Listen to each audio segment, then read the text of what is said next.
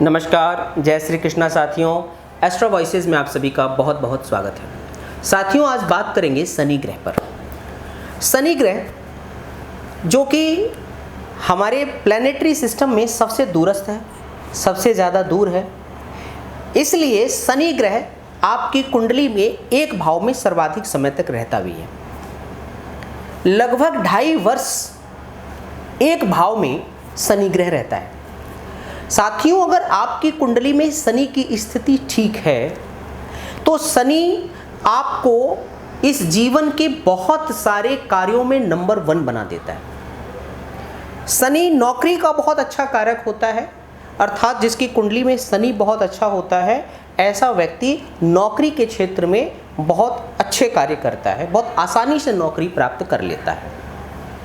शनि जो है वो बिल्डिंग का भी काम होता है, कंस्ट्रक्शन का भी काम होता है। तो कंस्ट्रक्शन के क्षेत्र में, बिल्डिंग के क्षेत्र में, प्रॉपर्टी के क्षेत्र में भी ऐसा व्यक्ति काफ़ी प्रबल होता है और उसके पास ये सारी चीज़ें होती भी हैं। 2.5 वर्ष की इसकी अवस्था होती है। तो एक भाव में अगर शनि आ जाता है तो शनि की साथियों एक चीज़ और विशेषता मैं आपको बताता हूँ कि शनि ग्रह जो है वो सप्तम दृष्टि तो रखता ही रखता है, साथ में तीसरी और 10वीं दृष्टि भी रखता है। यानी 3 दृष्टियाँ एक घर में बैठकर इसकी होती है।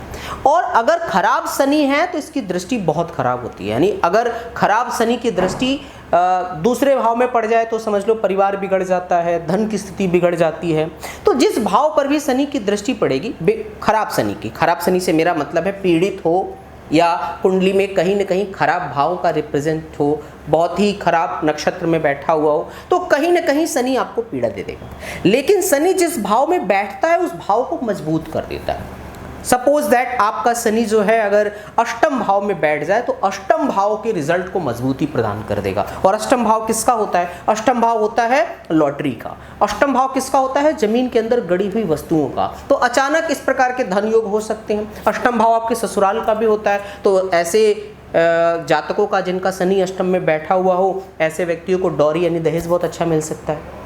साथ में जो शनि होता है अष्टम भाव में अगर बैठा हुआ है तो फिर एक्सीडेंट भी दे सकता है, रोग भी दे सकता है, कोई गुप्त रोग भी दे सकता है। तो गुप्त रोग, गुप्त शत्रु, गुप्त विद्याएं भी दे सकता है। तो जिस भाव में भी शनि बैठेगा वहाँ पे मजबूती प्रदान कर देगा, लेकिन जिन भाव को देखेगा वहाँ कहीं न कहीं दिक्कत पैदा करेगा। कब? अगर शनि आपकी कुंडली में सामान्य स्थिति में नहीं है, अर्थात खराब स्थिति में। लेकिन अगर अच्छा शनि है तो शनि जहाँ बैठेगा वहाँ भी अच्छे रिजल्ट प्रदान करेगा और जिन भावों को देखेगा वहाँ भी अच्छे रिजल्ट प्रदान करेगा। अब साथियों एक और विशेष बात, शनि अच्छा है बुरा है ये तो आप अपनी कुंडली से अवलोकन करके जान सकते हैं। अगर आपके पास कुंडली नहीं है तो आप अपने हाथ में भी शनि की स्थिति को पता लगा सकते हैं। ये जो आपकी मिड वाली फिंगर होती है, बीच वाली जो अंगुली है, इसके नीचे का पूरा जो घेरा है ना साथियों, ये शनि पर्वत कहलाता है। सो शनि पर्वत है और ये मणिबंध रेखा है। यहाँ पे ये जो कलाई है यहाँ मणिबंध रेखा होती है। यहाँ से कोई भी रेखा निकल करके जब इस दिशा में बढ़ती है तो वो भाग्य रेखा होती है और मुख्यतः भाग्य रेखा शनि पर्वत पर ही पहुँचती है। तो अगर किसी की कोई मणिबंध से निकल कर रेखा शनि पर्वत की तरफ जा रही है तो वह उसकी भाग्य रेखा है। और अगर भाग्य आपके साथ है तो फिर सब चीज़ें आपके साथ हैं। अर्थात शनि पर्वत की तरफ अगर रेखा मणिबंध से आ रही है तो फिर आपके जीवन के प्रत्येक कार्य बड़े आसानी से होते चले जाते हैं। लेकिन अगर नहीं है, भाग्य रेखा छोटी है, कटी हुई है, तो उस सीमा तक आपको परेशानी देगी। शनि पर्वत अगर बहुत दबा हुआ है तब भी आपको कष्ट देगा। शनि पर्वत उठा हुआ है, शनि पे अगर त्रिशूल का साइन बना हुआ है तो बहुत शुभ होता है। शनि पर क्रॉस का साइन अगर बना हुआ है और शनि पर्वत के नीचे अगर क्रॉस साइन बना हुआ है, इसका मतलब तंत्र मंत्र में, गुप्त विद्याओं में आप काफ़ी आगे जा सकते हो। ऐसा व्यक्ति बहुत बड़ा तांत्रिक हो सकता है। जैसे कहते हैं ना, जो बोले वो बहुत सटीक हो जाए, काली ज़बान जिसे बोलते हैं, कि अगर ऐसा व्यक्ति किसी को श्राप दे दे तो वो फल जाता है, मतलब लग जाता है। तो ये खराब शनि और अच्छे शनि को आप यहाँ से अवलोकन कर सकते हैं। ये शनि आप अपने हाथ में देख करके, जितना मजबूत यहाँ पे रेखा होगी और जितना उभरा हुआ क्षेत्र होगा उतना ही आपका शनि शुभ होगा। और जितना दबा हुआ होगा, काला पड़ रहा होगा, कोई रेखा नहीं होगी, उसी अवस्था तक शनि मतलब भाग्य। दूसरी बात एक साथ में और बताता हूँ कि शनि अगर बकरी है, जैसे सामान्यतः शनि जो है 2.5 साल में कई बार बकरी हो जाते हैं। बकरी का मतलब होता है उल्टा, पीछे की तरफ रह जाना और धरती का आगे की तरफ निकल जाना। तो ऐसी अवस्था में देखिए एक चीज़ होगी, बकरी ग्रह कभी परेशानी का सबक नहीं होता है। बकरी का मतलब होता है कि पिछले जन्म में वो ग्रह कुछ कार्य कराना चाहता था परंतु करा नहीं पाया, तो इस जन्म में वो बकरी हो गया। तो अगर शनि आपकी कुंडली में बकरी है ना, तब परफेक्शन चाहते होगे, हर काम में परफेक्शन चाहते होगे।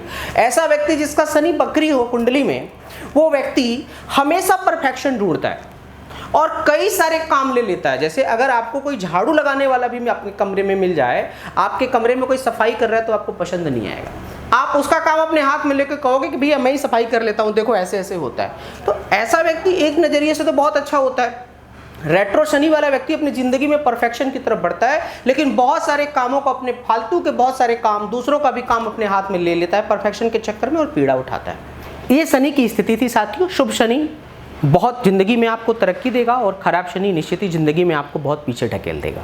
शनि की 7.5 और ढैया 2 दशाएं होती हैं, जिन आम जनों में बड़ी डर की भावना होती है कि मेरे ऊपर तो शनि की 7.5 चल रही है। साथियों एक बात हमेशा याद रखना, 7.5 बुरा नहीं होता, बल्कि शनि तो न्याय का देवता है और आपके पिछले जन्म और इस जन्म में किए गए कर्मों का लेखा जोखा अगर आपके पक्ष में है तो निश्चित ही आपके लिए शुभ है, और आपके अगेंस्ट है तो निश्चित ही आपके लिए बुरा है। तो शनि की 7.5 आपके बनने का भी टाइम होता है। शनि की 7.5 में आप बहुत तेजी से राइज भी करते हो, पर यह सच है कि अगर आपके पिछले जन्म के कर्म और इस जन्म के कर्म कहीं खराब रहे हैं तो निश्चित ही शनि अपने 7.5 साल के कार्यकाल में आपको परेशान कर देगा। लेकिन ढैया जो होती है वो बहुत खराब होती है। अब कैसे पता लगाएं कि आप पे 7.5 चल रही है कि नहीं चल रही है? 7.5 मतलब 2.5 साल के 3, 2.5 साल 5 साल और 2.5 साल 7.5 साल साथियों।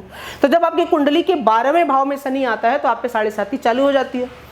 लग्न में आए तो 2.5 साल फिर, और उसके बाद दूसरे भाव में जाएं, यानी द्वादश भाव, लग्न भाव और दूसरे भाव, ये 7.5 का चरण होता है। अपनी लग्न कुंडली उठाइए और देख लीजिए कि यहाँ पे किन भाव में शनि बैठा हुआ है, उसी अनुसार आपको परिणाम देगा। आप अपनी कुंडली में शनि की स्थिति देख करके शुभ और अशुभ परिणामों का पता लगा सकते हैं। एक बात साथियों, अच्छा है अगर तो बहुत ही अच्छी बात है, लेकिन खराब है तो उसको अच्छा करने के लिए आप क्या करेंगे, ये मूल प्रश्न हो जाता है कि शनि को ठीक कैसे करेंगे फिर आप। तो साथियों एक बात याद रखिएगा, शनि को ठीक करने का सबसे अच्छा उपाय तो यह है कि कभी भी मजदूर तबके की मजदूरी न मारें। जो मजदूर है, जो बुजुर्ग है, उसकी सेवा आप जरूर करें। अपने यहाँ रखे हुए एम्प्लॉयज का वेतन समय पर दें और उनको खुश रखें। अगर आपको शनि अच्छा करना है, अपने एम्प्लॉयज के साथ अगर गलत व्यवहार करेंगे शनि खराब हो जाएगा।